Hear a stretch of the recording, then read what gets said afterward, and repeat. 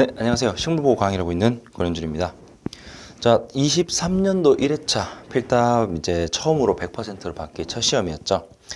이번 시험 같은 경우에는 앞서서 강의, 예상 강의라든지 예상 기출 문제 같은 거에서 어느 정도는 좀 말씀을 드렸지만, 일단은 사진, DVD 쪽 같은 경우에는 아마 나무의사 쪽으로 많이 넘어갔다라고 생각하시면 될 것 같아요. 어떻게 보면은 식물보호 기사랑 나무의사 이 과목들 자체가 내용이 많이 겹치는 게 있다 보니까 작업형 쪽에서 어쨌거나 어느 정도는 이제 차별화를 둬야 되는 상황이었거든요. 그래서 식물보호 쪽에 있는 어떤 작업형 관련된 내용들을 대부분 이제 나무의사 쪽으로 넘기게 되는데, 그러면서 100% 필답으로 다 변환을 했습니다. 근데 제가 그 이제 인트로 부분에 이제 서두부터 항상 강조드렸던 게, 사진 같은 경우에는 어쨌거나 출제 확률이 매우 적을 거다. 왜냐하면 이게 별도로 인력공단 시험 시스템상 별도 사진 같은 거를 제공하는 필답 서술이 어렵기 때문에 인쇄물 형태로 나가야 되는데, 우리가 일반적으로 식물병이라든지 아니면 이제 해충 같은 경우에는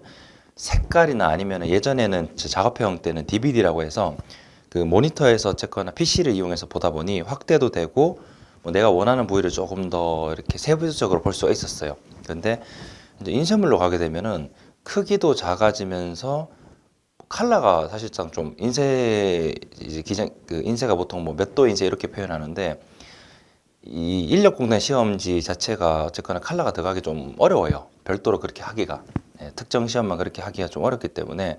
그래서 아마도 흑백 인쇄가 나올 확률이 높은데 어느 정도 선명하게 해줄 수 있느냐, 이게 관건이었어요.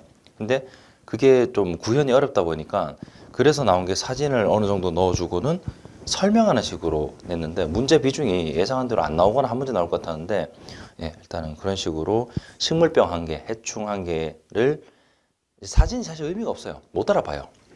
실제 시험장 이제 의견들 대부분이 이거 가지고 못 맞춘다. 결국엔 옆에 있는 어떤 내용 가지고만 할 수밖에 없다. 특징이나 학명 가지고 맞출 수밖에 없다. 근데 20문제 중에 이제 2문제 수준밖에 안 되다 보니까 과연 이 두 문제를 위해서 식물병과 해충 그 두 개를 합쳐버리면 거의 수백 단위로 가버리거든요. 적어도 수십 개, 많으면 100개 넘게 많은 학명과 그 식물의 어떤 특징을 글로 외워야 되는 상황이 발생한 거예요.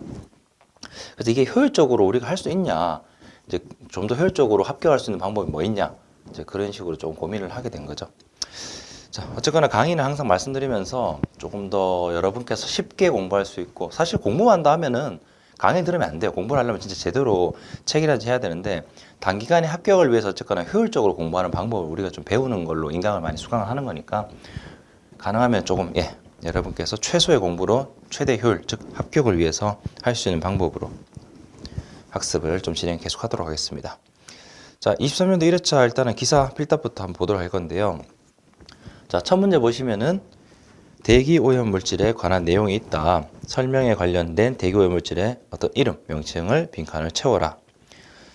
자, 첫 번째 내용 같은 경우에는, 자, 광산화에 의해서 발생한다. 일단 자외선, 광산화, 이산화질소가 나왔습니다. 이걸로 사실 거의 다 답이 나왔어요.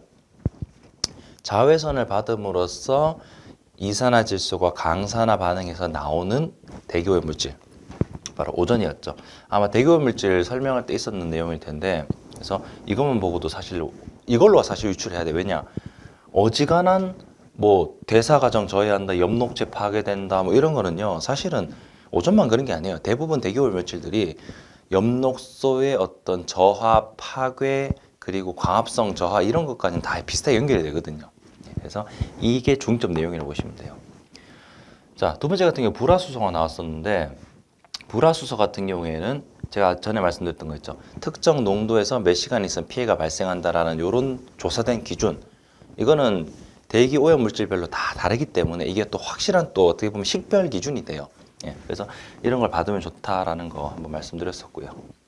자, 그래서 대기 오염 물질 같은 경우에는 뭐 중간에 이제 예상 문제라든지 이론 때도 짚었지만은 오염 물질의 어떤 생성되는 특성 위주로 좀 가셔야 될 겁니다. 피해 현상 가지고는 비슷한 피해 현상이 많기 때문에 식별이 좀 어려워요.